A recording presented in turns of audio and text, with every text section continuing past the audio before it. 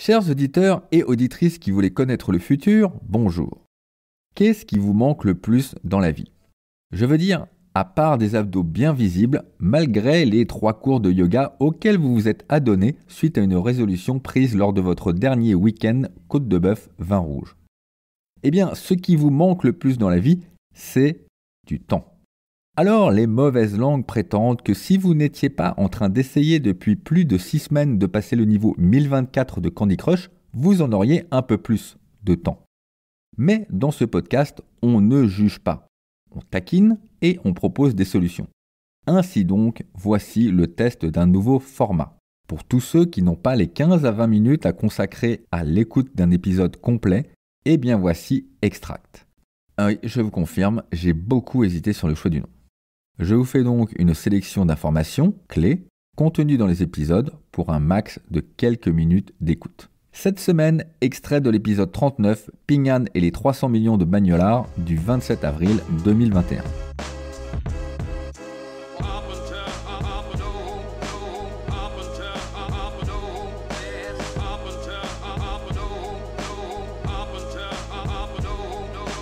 Alors, j'ai eu beau vous expliquer dans plein d'épisodes que Ping An n'était plus vraiment un assureur et qu'il cherchait à devenir une société technologie, c'est vrai, mais le dicton prétend assureur un jour, assureur toujours.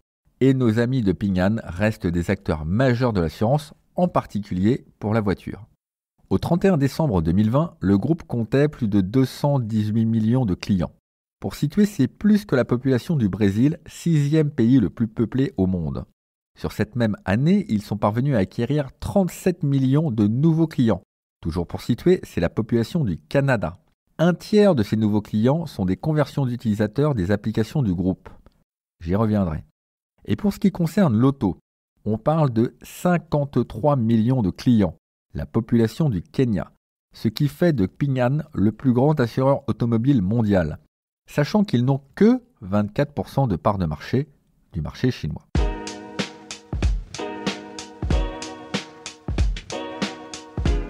Pour commencer, si on parle un peu de technologies qui font pas trop rêver, mais qui rapportent pas mal de pépettes, évoquons la reconnaissance optique de caractère, dite OCR, qui permet donc à l'IA de lire, entre guillemets, les documents. Cet outil maison atteint un très honorable 95% d'efficacité sur les documents clés. Pour mettre un peu de piment dans cette performance, sachez que cette techno maison, OCR, a battu 100 autres participants dans une compétition entre OCR qui s'appelle le Robust Reading Challenge. Non, je n'invente pas, aucun esprit sain ne pourrait imaginer un truc pareil. Autre sujet, on peut aussi parler de l'amour de Ping An pour responsabiliser des clients, notamment pour leur faire réaliser leur propre acte de gestion. Conséquence, 82% des polices d'assurance automobile personnelle souscrites et 90% des modifications de contrats l'ont été directement par les clients. Dans le même ordre d'idées, la relation client est confiée à des bots qui ont répondu à plus de 100 millions de questions avec là encore une précision annoncée de 95%.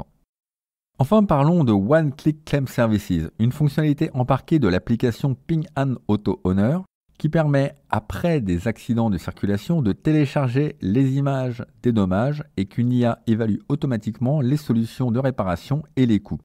Les utilisateurs peuvent confirmer la réclamation et le montant peut être transféré instantanément en utilisant la reconnaissance faciale.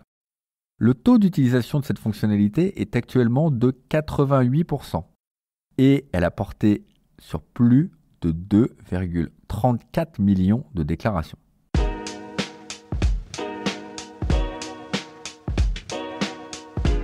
Vous le savez, vous êtes les premiers ambassadeurs de ce podcast et s'il vous plaît, s'il vous apprend des choses, n'hésitez pas à en faire la promotion.